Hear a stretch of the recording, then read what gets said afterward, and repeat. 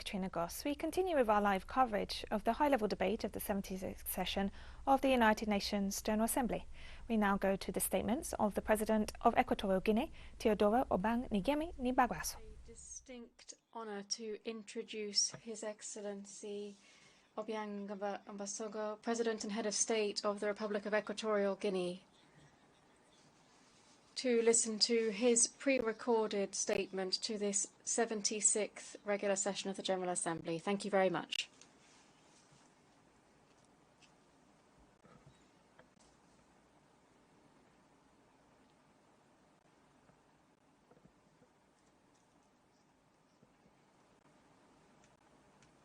Your Excellency Mr. Abdullah Shahid, President of the 76th General Assembly of the United Nations.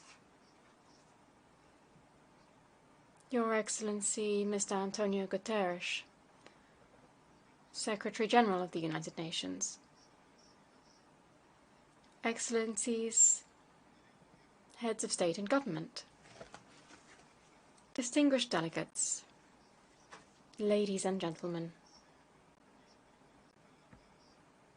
Allow me to begin by congratulating His Excellency Mr. Abdullah Shahid of the Republic of the Maldives on his election as President of the 76th United Nations General Assembly. You can count on the support of Equatorial Guinea. By the same token, I wish to express my gratitude to your predecessor, His Excellency Mr. Volkan Bozkır, from the Republic of Turkey, for his magnificent work. I would also like to pay tribute to the United Nations Secretary General for his work to lead our organization, his re-election to the position, and his efforts in the fight against the COVID-19 pandemic. I am pleased to participate once again in this important United Nations forum, which every year provides us with the unique opportunity to address and to seek solutions to the major problems and challenges that affect us both individually and collectively. For almost 2 years, humanity has been tackling the COVID-19 pandemic, which has had devastating effects, unprecedented in recent history, and that has affected more than 200 million people and led to the death of almost 5 million. These figures speak for themselves and mean that we must all together seek lasting solutions to this crisis and draw useful conclusions. Time and experience have shown us that common problems are better tackled together. We already have the tools and the know-how to be able to overcome this test and to triumph. With the awareness of the origins of and damage wreaked by the pandemic, we must now focus on how to face the post-COVID situation, or on how to live with the pandemic. The world is at an unknown crossroads, as COVID-19 has affected all areas of our societies, and the severity of the health and humanitarian crisis has taken a toll on our economic, financial, and social structures. As indicated by the theme of this 76th General Assembly, we must build resilience to recover from COVID-19 and to do so in a sustainable way, responding to the needs of the planet with respect to people's rights, and while at the same time breathing new life into the United Nations. In this sense, the international community must examine what happened in depth. It must study its causes, address it, and take action to prevent similar situations recurring in the future, or, at the least, to ensure we are better prepared to be able to mitigate their impact. We must design economic and social recovery programs and ensure that no country is left behind. The benefit of and respect for people's rights must be prioritized in this process. The United Nations must play a leading role in humanity's efforts to recover from the pandemic and from its collateral effects. In this regard, I would like to suggest the possibility of holding a broad-based international conference, a conference to address the causes of the pandemic, its consequences, and how the weakest countries can be helped. And that because the effects of the pandemic have exacerbated many of the endemic problems and challenges already afflicting our countries, such as conflict, extreme poverty, and migration, to name but a few.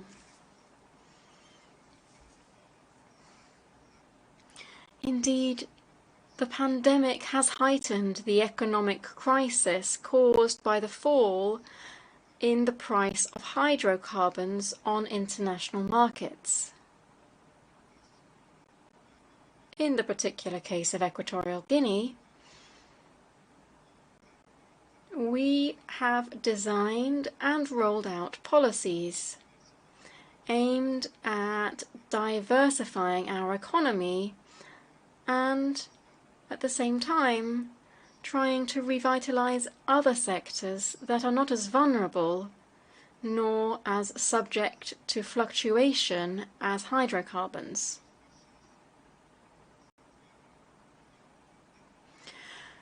These efforts suffered a considerable setback with the accidental explosions that occurred in Bata on the 7th of March this year.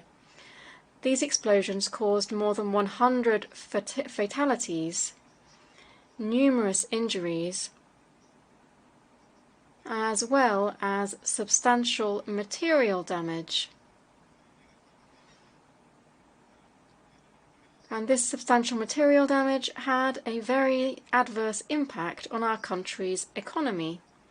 Indeed, the situation forced us to review our priorities and our economic outlooks.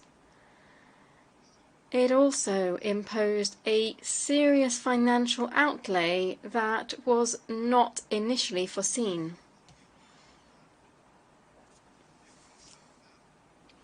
In this regard in particular, I wish to highlight the solidarity and the humanitarian spirit that our people showed and can be proud of. This was supported by international aid. I take this opportunity to thank all those countries and international organisations that came to our aid. I'd like to refer in particular to the International Monetary Fund that has just granted us emergency assistance support to mitigate the consequences of the pandemic and of the explosions of the 7th of March. Equatorial Guinea intends to continue making headway in line with the financial programme agreed with the International Monetary Fund. Mr. President, security and stability are essential to achieve progress and to make the world a more just and prosperous place. It is therefore very important that the international community join forces to rid the world of conflicts and their root causes. We should be joining forces in the pursuit of solutions that benefit all of humanity. In this context, I take this opportunity to congratulate the governments and the political actors in Libya, Guinea-Bissau, and the Central African Republic for their efforts to restore peace and stability. Equatorial Guinea is a sovereign state that does not interfere in the internal affairs of other countries and that expects its national sovereignty to be respected and for there to be no interference in its own internal affairs. Equatorial Guinea promotes international cooperation based on mutual respect, peer-to-peer relationships, and mutual benefits. We believe in the centrality of the United Nations, in the structural way of seeking solutions to the problems that affect us all. In addition, we are staunch defenders of the principles and purposes emanating from the United Nations Charter. Notwithstanding this, the United Nations must be reformed, not only to guarantee its own existence and prove its usefulness, legitimacy, and acceptance, but rather to represent a much more effective instrument for coordination and collaboration to promote and strengthen cooperation with regional organizations, in our case, with the African Union.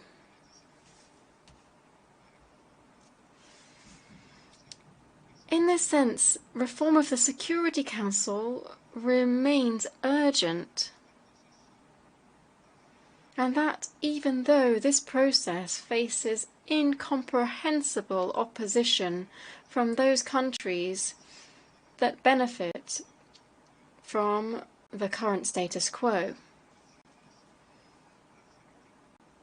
In light of these conditions, Africa cannot renounce the Esselwini Consensus nor the Sirte Declaration. These reflect Africa's legitimate aspirations and common position.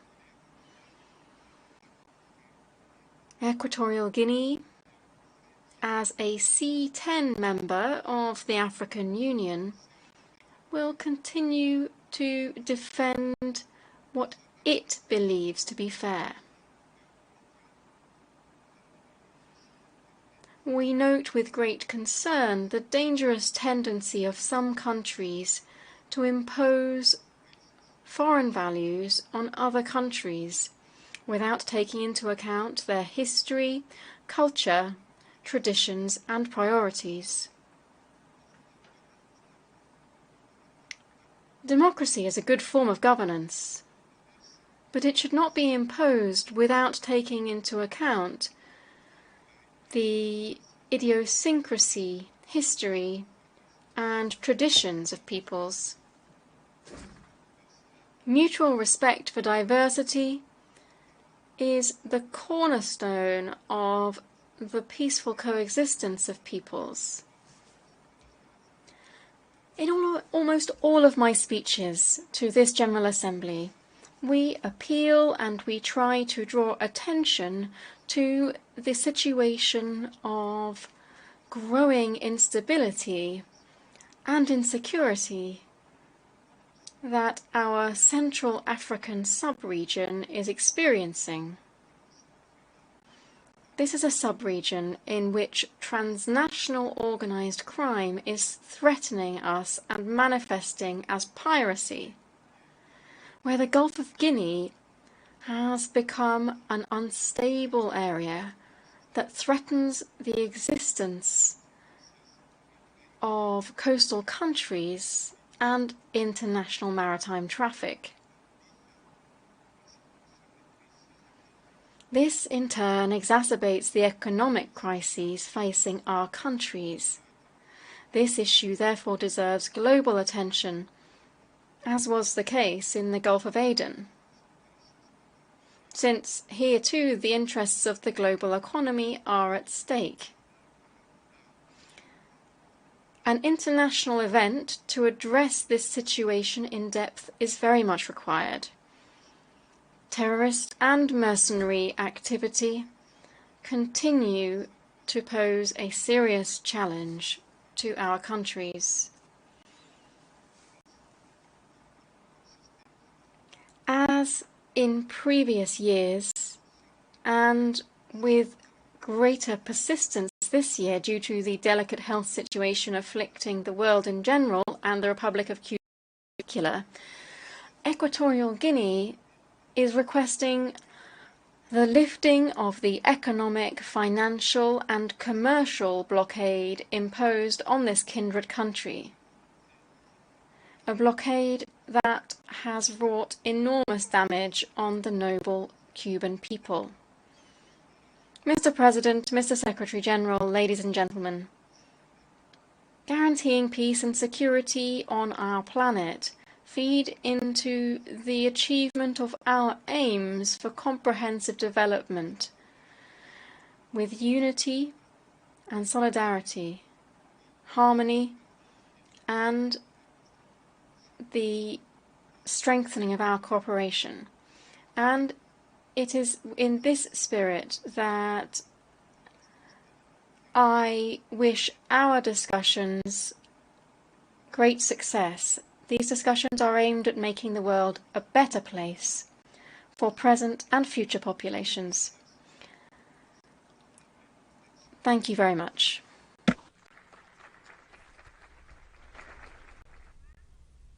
We've been watching live the statements of the President of Equatorial Guinea, Teodoro Obiang Niguema, as part of the high-level debate of the 76th session of the United Nations General Assembly.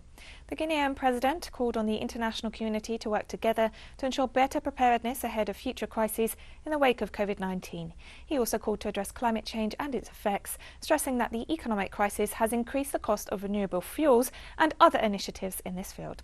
He also expressed gratitude to those nations and international organisations that have provided aid to his nation. We will, of course, continue to provide you with all the details as the UN General Assembly continues the session. For teleSUR English, I'm Katrina Goss, and thank you for watching.